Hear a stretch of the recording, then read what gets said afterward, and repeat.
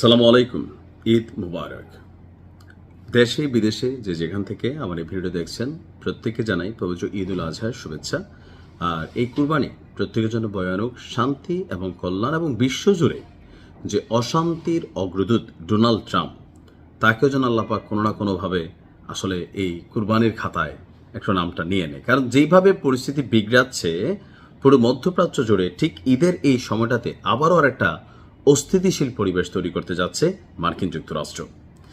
ইতিমধ্যে আপনারা জানেন যে লম্বা সময় ধরে একটা শান্তি চুক্তি আলোচনা চলছিল, যুদ্ধের একটা বিরতিও এখন চলছিল।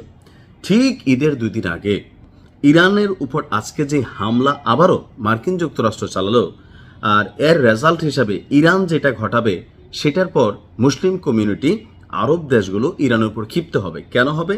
হামলা চালাইছে আমেরিকা, এখন ইরানের উপর আরবরা কেন ক্ষিপ্ত হবে? কারণ হচ্ছে যে ইরান এই হামলার জবাব দিবে দুবাইয়ে, ইরান এই হামলার জবাব দিবে কাতারে, ইরানি হামলার জবাব দিবে কুয়েতে, ইরানি হামলার জবাব দিবে হয়তোবা সৌদি সহ আরো বেশ কিছু রাষ্ট্রে। স্বাভাবিকভাবে ঈদের এই গুরুত্বপূর্ণ সময়ে ইরানের এমন হামলায় আরব রাষ্ট্রগুলো বা মুসলিম কমিউনিটি ইরানের প্রতি কিছুটা ক্ষুব্ধ হবে। কিন্তু মাস্টার প্ল্যানটা দেখেন।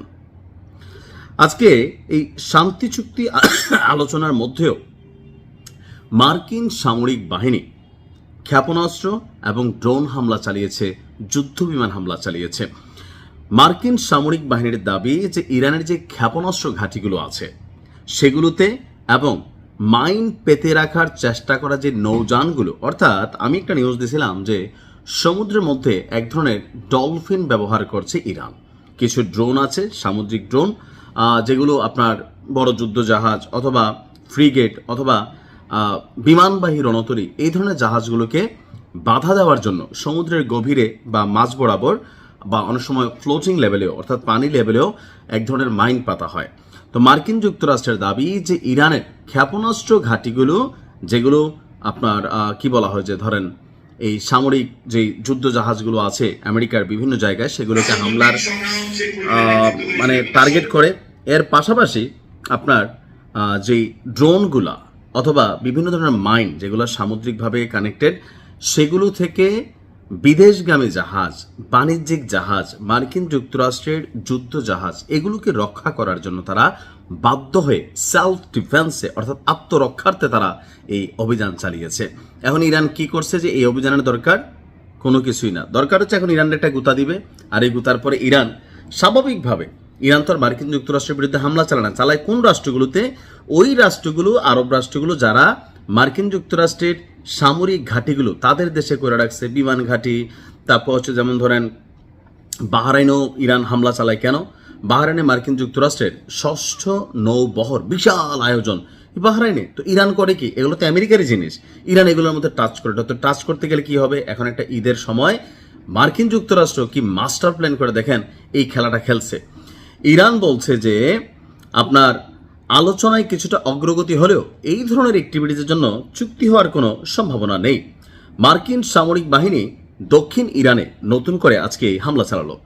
যুক্তরাষ্ট্রের সামরিক বাহিনীর সেন্ট্রাল কমান্ড তারা বলছে যে আপনার আত্মরক্ষার্থে এসব হামলা চালানো হয়েছে, এবং এর উদ্দেশ্য ছিল ইরানি বাহিনীর হুমকি থেকে মার্কিন সেনাদের সুরক্ষা দেওয়া। সেন্ট্রাল কমান্ডের মুখপাত্র ক্যাপ্টেন যিনি আছেন টিম হকিন্স, তিনি বলছেন যে যুদ্ধবিরতির মধ্যেও মার্কিন বাহিনী সংযম বজায় রেখে নিজেদের নিরাপত্তা নিশ্চিত করছে। অর্থাৎ আমরা মারলে আরো বেশি মারতে পারতাম, কম মারছি, সংযম, ধৈর্য, সাবার। আমার মনে হয় আর কি ইরান আজকের এই রিয়াকশনটাতে আসলে কিভাবে রিয়াকশন দিবে আমি জানি না।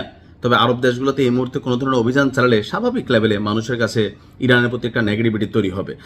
হামলার আসল লক্ষ্য ছিল দক্ষিণাঞ্চলীয় বন্দরনগরী বন্দর আব্বাসের কাছে একটি এলাকা।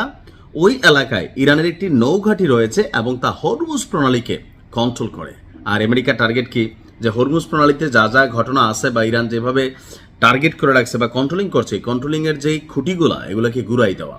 আর সেখান থেকে তারা টেকনিক্যালি যে বিশ্ববাসীর শান্তির জন্য, ব্যবসা বাণিজ্য রক্ষার জন্য এই হামলা চালাইছে বলে তাদের এই মন্তব্য। কিন্তু এখানে ফাইনালি হচ্ছে ইরানের সাথে আরব রাষ্ট্রগুলো মুসলিম কমিউনিটিকে লাগাই দেওয়ার জন্য এর চেয়ে উত্তম সময় নাই। এখন দেখা যাক ইরান কতটুকু সবর ধরে। আমার মনে হয় ইরানের উচিত 2টা দিন ধৈর্য ধরা, ঈদরা শেষ, এরপর দিন থেকে ইরান ধরেন তাদের মতন করে খেলা উচিত আরেকবার নতুন করে। আল্লাহ ইরানকে ফতেহ দান করুক। ভালো থাকুন। আসসালামু আলাইকুম।